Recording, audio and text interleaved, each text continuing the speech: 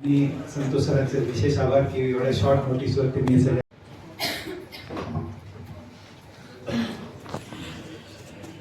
या ठिकाणी अतिशय म्हणजे उत्साहाच्या वातावरणामध्ये आपण मंत्रिपद येतं हे पण लक्षात एवढी गोष्ट ठेवा. पिंपरी जो महानगरपालिकेचा जो काही रिझल्ट असेल त्यानंतर दादा हे लाल दिव्याच्या गाडीमध्ये आपल्याला येणार आहेत हे नक्की सर्वांनी लक्षात ठेवा. म्हणून निराशा मी होणार नाही झुंजता तुमच्या सवे, निराशा मी होणार नाही झुंजता तुमच्या सवे, म्हणी आमच्या आकांक्षांचे लाख लाख दिवे. आदरणीय कापडे सरांना विनंती करतो की लगेचच आपण या ठिकाणी माईकचा ताबा घ्यायचा. धन्यवाद. ऍक्च्युली हा संवाद मेळावा आहे. म्हणजे तुम्ही डॉक्टर साहेबांना ओळखतात, इथं बसलेल्या सगळ्या डॉक्टर मंडळींना ओळखतात. डॉक्टर साहेब राजकारणात येतील असं किती लोकांना वाटलं होतं. तो त्यांचा स्वभाव नाही, परंतु राजकारणात झालेला चिखल जर आपल्याला नीट करायचा असेल तर इथून पुढच्या काळामध्ये काही अशी मंडळी राजकारणात आली पाहिजेत की ज्यांनी राजकारणाकडे व्यवसाय म्हणून न पाहता काहीतरी प्रोफेशनल एखादी गोष्ट चांगल्या प्रकारे करू शकतो अशी व्यक्ती येणं गरजेचं आहे. म्हणून आज डॉक्टर साहेब राजकारणात आहेत. डॉक्टर साहेबांचा राजकारण हा पिंड नाही. पण एक गोष्ट लक्षात ठेवा, आपण अनएज्युकेटेड पब्लिक निवडून देतो. आपण वर्षानुवर्ष पिढ्यानं पिढ्या चालत आलेल्या त्याच घरात आमदार, त्याच घरात खासदार, त्याच घरात नगरसेवक, त्याच घरातली मंडळी निवडून देतो आणि त्यांना त्यांचा राजकारणाकडे पाहण्याचा उद्देश हा फक्त पैसे कमवणे असतो. आम्ही जेव्हा पहिल्यांदा सरांकडे गेलो तेव्हा मी सरांना सांगितलं, सर आम्ही तुमचा सर्वे केला आणि लोकांना इथून पुढच्या काळामध्ये कशा लोकांची अपेक्षा आहे, तर हे स्टेजवर बसलेली मंडळी आहेत ना अशा लोकांची अपेक्षा आहे. ते पहा, माणूस तुम्ही स्वतः आयुष्यामध्ये एखादा शिक्षक राजकारणात येत नाही, तो म्हणतो ते काम वाईट आहे. एखादा चांगला वकील राजकारणात येत नाही, एखादा चांगला डॉक्टर राजकारणात येत नाही. जर ही मंडळी राजकारणात आली तर राजकारणाची दिशा वेगळी असेल. आज तुम्ही सगळे केमिस्ट आहात. प्रत्येक दिवसाला एक केमिस्ट मिनिमम 200 ते 300 लोकांना भेटतो. हे 200-300 लोक राजकारण्यांबद्दल काय बोलतात याचं तुम्हीच आत्मपरीक्षण करा.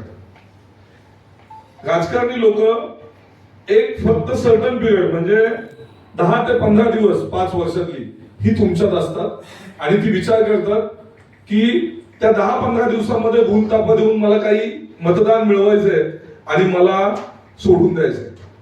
थोडक्यात सांगतो तुम्हाला की आपल्याला जर समाजामध्ये अशी मंडळी हवी असतील की ज्या मंडळींमुळे आपल्याला समाज घडवायचा असेल, हे पहा इथे आपण संख्येने कमी आहोत पण आपण विचाराने मोठे आहोत आणि तुमच्या प्रत्येकाचा विचार पोहोचवणं गरजेचं आहे. तुमच्याकडे येणारा माणूस हा एक माणूस आपण मतामध्ये कन्वर्ट करू शकलो तर 100% विजय आपला आहे. म्हणजे तुम्ही एखाद्या डॉक्टरनी, म्हणजे तुम्हाला माझा सुरुवातीचा प्रचार सांगतो, त्यातली 4 मंडळी इथं बसलेली आहेत. Annu Gaikwad sir, Khade sir, Kamble sir. दादा पहिल्या इलेक्शनला जेव्हा 2002 ला उभा राहिला तेव्हा या सगळ्यांचे छोटे छोटे डिस्पेन्सरीज होते मला वाटतं. तर हे कारण आमच्या समोर खूप बलाढ्य उमेदवार होता म्हणून डॉक्टर साहेब आल्यानंतर पेशंटला सांगायचे कुणाला मतदान करणार आहे. त्यात गायकवाड सरांचं पण आत्ताच उदाहरण सांगतो तुम्हाला, विश्वजित गायकवाडांचं. मग त्याचा अंदाज घेऊन त्याला सांगायचे महेश दादा कसा चांगला आहे सर. असं दादाच्या 2002च्या इलेक्शन पासून आजपर्यंत काम केले. आणखी एक तुम्हाला गोष्ट सांगतो, जसं आपण आज कांबळे सरांना संधी दिली आहे तशीच 9 नंबर प्रभागामध्ये आपण डॉक्टर धाडगेंसाठी प्रयत्न करतोय. डॉक्टर धाडगे पण संतोष झाले, तेही इलेक्शन लढायला तयार नाही आहेत. परंतु तुम्ही एक गोष्ट लक्षात ठेवा की ज्यांना ज्यांना राजकारणात इंटरेस्ट आहे ना, तुम्ही त्यांची बॉडी लँग्वेज पहा, त्यांचं जनरल नॉलेज पहा आणि त्यांचं राजकारणाकडे बघायचा उद्देश पहा. म्हणजे एकदा आमच्याकडे ढवळेश्वर सरांची शाळा आहे, त्या शाळेमध्ये दादाला सेंड ऑफला बोलवलं होतं 10वीच्या. आणि त्या 10वीच्या सेंड ऑफ मध्ये सगळ्या मुलांना माईक दिला आणि विचारलं तुला काय व्हायचंय. कोणी म्हणलं मला नगरसेवक व्हायचंय, कोणी म्हणलं मला आमदार व्हायचंय, कोणी म्हणलं मला खासदार व्हायचंय, मला राजकारणात जायचंय. मग दादाने त्यांना विचारलं की तुम्हाला राजकारणात काय यायचंय? तर त्या मुलांचं उत्तर एकदम छान उत्तर होतं मुलांचं उत्तर होतं आम्हाला पैसे कमवायचे आणि जो राजकारणात माणूस असतो ना त्याचा फ्लेक्स लागतो आणि खूप त्याला लोक पुढे पुढे करतात त्याच्या. हे आपलं अपयश आहे. गळ्यात चेन घालून आणि समाजाशी बांधिलकी नसलेल्या लोकांच्या पाठीशी आपण उभं राहतो आणि नंतर त्याचा काय त्रास होतो. तुम्हाला एकदम जिवंत उदाहरण सांगतो. आपले डॉक्टर आल्हाट साहेबांनी इलेक्शन लढवली म्हणजे कुटुंब असल्यामुळे इलेक्शन लढवली. सर लोकांना आहे ना चांगला माणूस कळत नाही. आता आपण इथं बसलेले सगळे सुज्ञ आहोत. आपल्याला चांगली व्यक्ती कळते आणि जर चांगल्या व्यक्तीला आपण लोकांपर्यंत पोहोचवू शकलो तर तो आपला विजय. वाईट व्यक्ती तुम्ही अगदी छोटं उदाहरण देतो तुम्हाला. एका रस्त्याने एक फाटका कपडे घातलेला माणूस एका बाजूने चालू द्या आणि एका बाजूला सुटा बुटातला माणूस चालू द्या. लोक कुणाकडे पाहतील? त्या फाटक्या कपड्याच्या माणसाकडे. म्हणजे लोकांना विकृती पाहण्याची सवय झालेली आहे. आकृती पाहण्याची सवय नाहीये. ती आपण लावली पाहिजे. एखादा मूर्तिकार जेव्हा मूर्ती घडवतो ना तेव्हा सगळ्यात कुशल पाठ असतो त्या मूर्तीचा नाक घडवणे. मूर्तीचं नाक त्याच्यावरती ती मूर्ती किती छान आहे कळतं. आणि एक दगड घेऊन ते नाक तोडण्यासाठी 1 मिनिट लागतो. जो नाक तोडतो ती विकृती आणि जो नाक घडवतो ती आकृती. आपल्याला कांबळे सरांना आकृती घडवायची म्हणून निवडून द्यायचं मित्र. कांबळे सरांसारखा माणूस राजकारणात आलाय. जर कांबळे सरांनी उद्या मेडिकल पॉलिसी बनवली, आज पीसीएमसी मध्ये तुमच्या सगळ्यांचे दवाखाने आहेत. तुम्हाला प्रत्येकाला काय काय त्रास होतो हे तुमच्यापेक्षा जास्त मला माहिती आहे. म्हणजे तुमच्या लायसन्सला काय त्रास होतो, तुमच्याकडे कसे पैसे मागितले जातात, तुमच्याकडे मेडिकलच्या नावाखाली तुम्हाला फायर मध्ये काय काय हे केलं जातं, किती त्रास दिला जातो. तुम्हाला एक प्रतिनिधी असा असला पाहिजे की त्याने सभागृहात उठून सांगितलं पाहिजे की डॉक्टर्स यांना काय फॅसिलिटी दिल्या पाहिजे, आरोग्य संदर्भात लोकांना काय फॅसिलिटी दिल्या पाहिजे. आता आपल्या बजेटच्या 33% बजेट म्हणजे 7,000 कोटीचं बजेट आहे पिंपरी चिंचवड महानगरपालिकेचं. त्याचं 33% बजेट हे आरोग्यावर खर्च केलं जातं. आणि हे जर योग्य मार्गदर्शनाने खर्च केलं गेलं तर तुम्ही विचार करा बीसीएमसी कुठल्या दिशेने जाईल. ते खर्च कोण करतं माहितीये? मेडिकल ऑफिसरच्या वरती बसणारे आमच्या मेडिकल कॉलेजला दिशा दिली पाहिजे. आता मी असं म्हणत नाही की आपली आरोग्य व्यवस्था एकदम ढासाळ आहे, पण तुम्ही वायसीएमला गेलात तर कुठल्या पद्धतीची सेवा दिली जाते. एक माणूस अंकुश ठेवणारा असा असला पाहिजे की ज्याने आपल्या आरोग्य व्यवस्थेवरती अंकुश ठेवला पाहिजे. मग त्यासाठी डॉक्टर साहेब पाहिजे. एक माणूस असा असला पाहिजे की त्याने आपल्या कायदा व्यवस्थेवरती अंकुश ठेवला पाहिजे. एखादा उच्च दर्जाचा वकील तिथे गेला पाहिजे. एखादा शिक्षक गेला पाहिजे ज्याने शिक्षणाची पॉलिसी ठरवली पाहिजे. आणि हे हा बदल आपल्यापासून सुरुवात होणार आहे. आपण काय करतो आजपर्यंत टिपिकल राजकारणी पायजमा त्याचा तो झब्बा कुर्ता आणि त्या झब्ब्या कुर्त्यातले राजकारणी पाहिले आपण. आपल्याला इथून पुढं ब्लेझर मधला राजकारणी यायला हवा. इथून पुढं विचार करणारा माणूस राजकारणात यायला हवा. आणि हा जर आपण आज बदल घडू शकला नाही तर आपली पुढची येणारी पिढी आपल्याला माफ करणार नाही. म्हणजे डॉक्टर साहेब भाजपकडनं उमेदवार आहेत म्हणून नाही सांगत. डॉक्टर साहेब इटसेल्फ एकदम चांगला व्यक्ती आहे, सुंदर विचार करणारा माणूस आहे. आणि एखादी सिस्टम डॉक्टर साहेबांसाठी डॉक्टर साहेबांच्या हॉस्पिटलची सिस्टम चालवतात. 200-300 कुटुंबांना रोजगार मिळतो डॉक्टर साहेबांकडे. हेच डॉक्टर साहेब जेव्हा पूर्ण 15 ते 20-25 हजार लोकांसाठी काम करतील, विचार करा मित्रांनो काय होईल. आणि बदल घडवण्याची सुरुवात आपल्यापासून झाली पाहिजे. आज वेळ आलेली आहे, ही वेळ पुन्हा नाही. दादाचा विचार, दादाने पिंपरी चिंचवड महानगरपालिकेत आमदार झाल्यानंतर IIM आणलं. किती खाली लोकांना माहिती आहे की IIM म्हणजे काय, इंडियन इन्स्टिट्यूट ऑफ मॅनेजमेंटचा काय फायदा होणार आहे, किती लोकांना माहिती आहे. आपल्याकडे ज्युडिशियल कोर्ट आलं, कोर्टाचा किती फायदा होणार आहे माहिती आहे लोकांना. आपल्याकडे गव्हर्नमेंट इंजिनिअरिंग कॉलेज आलं, याचा काय फायदा होणार आहे. यासाठी असे लोकप्रतिनिधी निवडून गेले पाहिजे की ज्या लोकप्रतिनिधींनी तसा समाज घडवला पाहिजे. नंतर आनंद व्यक्त करणारी व्यक्ती आहेत. भोसरीमध्ये आपण फुटबॉलचं स्टेडियम बनवतोय, आपण कुस्तीचं इंटरनॅशनल स्टेडियम केलंय, आपण कबड्डीचं इंटरनॅशनल स्टेडियम केलंय. आपल्याला समाजात बदल घडवताना अशा व्यक्तींना प्रतिनिधित्व द्यावं लागेल की ज्या व्यक्तींनी नवीन पिढी घडवली पाहिजे. आत्ताची पिढी काय घडवते, आत्ताची पिढी घडवते संध्याकाळी मी तुम्हाला दारू पाजतो, मी तुम्हाला मटण खाऊ घालतो, तुम्हाला मला मतदान करा, तुम्ही माझ्याकडनं पैसे घ्या आणि मतदान करा. दिवसेंदिवस आपल्याकडच्या लोकांच्या विचाराचा थर कमी होत चाललाय. आपल्याला अशी व्यक्ती असली पाहिजे की डॉक्टर साहेबांनी एखाद्याला सांगितलं पाहिजे की तू IPS हो, IS हो. आपण संविधान भवन बांधतोय, अलर्ट सर, संविधान भवन का बांधतोय? महेश लांडेंना घरी बसायला जागा नाही म्हणून संविधान भवन बांधतोय.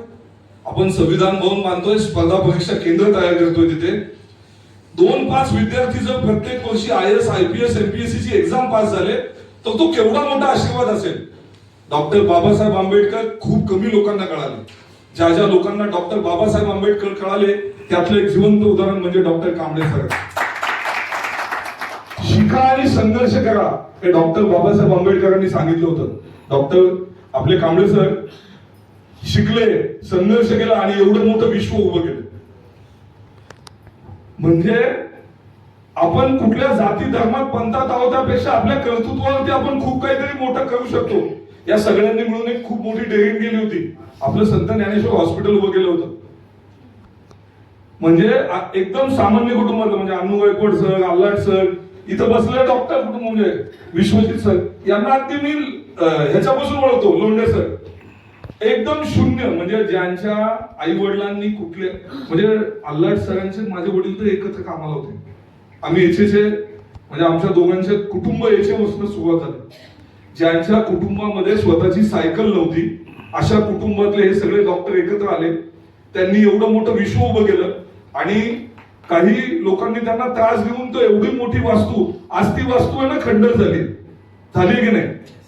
हीच वास्तू आज जर या लोकांकडे असती ना त्याचं नंदनवन झालं असतं. आपण म्हणतो रुबी हॉल खूप मोठा हॉल आहे, आपण म्हणतो ज्युपिटरला जायला पाहिजे, त्याच्यापेक्षा तज्ञ लोक आपल्याकडे आहेत. फक्त त्यांना वेळेवर सपोर्ट नाही मिळाला, वेळेवर इन्फ्रा नाही मिळाला आणि त्याच्यात कुठेतरी आम्ही कमी पडलो. म्हणून आपल्यातले लोकप्रतिनिधी उभे करा, आपल्यातल्या लोकांना सपोर्ट करा. आपण सपोर्ट करताना त्याच्या मागे असलेली गर्दी न पाहता त्याच्या मागे असलेली दर्दी लोक पहा. आज ही वेळ आली आहे, परत ही वेळ आपल्या जवळ नाही. मी जरा जास्त बोललो, मला बोलायचं नव्हतं, पण कांबळे सरांना राजकारणात आणण्यासाठी मी 2 दिवस घालवले की सर तुम्ही या. त्यावेळेस सर मला म्हटले हे मला जमेल का, हे माझं काम आहे का? सर असा जर सगळ्यांनी विचार केला तर हा समाज तिथेच राहील सर. तीच 1947 ची भोसरी राहील सर. दादाचा विचार असा आहे की ही भोसरी महाराष्ट्रातला 1 नंबरचा मतदारसंघ व्हावा. आणि मग जर 1 नंबरचा मतदारसंघ व्हायचा असेल तर येणारे लोकप्रतिनिधी सुद्धा क्वालिफाईड असले पाहिजे. आपले मडगिरी साहेब तुमच्या प्रभागामध्ये काम करतात, माझी बहीण लोंढेताई आपल्या प्रभागामध्ये काम करते. यांचं एज्युकेशन पहा, यांचा लोकांशी असलेला बिहेवियर पहा, हे कसं वागतंय. हेच तुम्ही थोडं आता पुढे राजकारणात आणावी लागतील. आणि फक्त भाषण देऊन होणार नाही. ज्या पद्धतीने लोंढे सरांनी सांगितलं, लोंढे सर माझ्या कोर टीमचं मेंबर आहे, Vishwajit sir core team member आहे. म्हणजे दादाने कुठल्या प्रश्नावरती विधानसभेत बोलावं याचं डिस्कशन करताना sir, Vishwajit sir, Londhe sir आम्ही एकत्र बसतो आणि त्याच्यावर चर्चा करतो. कुदळवाडीचा सर प्रसंग सांगतो तुम्हाला. कुदळवाडीचं ज्यावेळेस हे झालं त्यावेळेस खूप लोकांनी आम्हाला सांगितलं की तुमच्या बाबतीत निगेटिव्हिटी झाली, की जे कॉमन पीपल आहेत जे इथे राहतात तुम्ही त्यांना विचारा काय त्रास होता.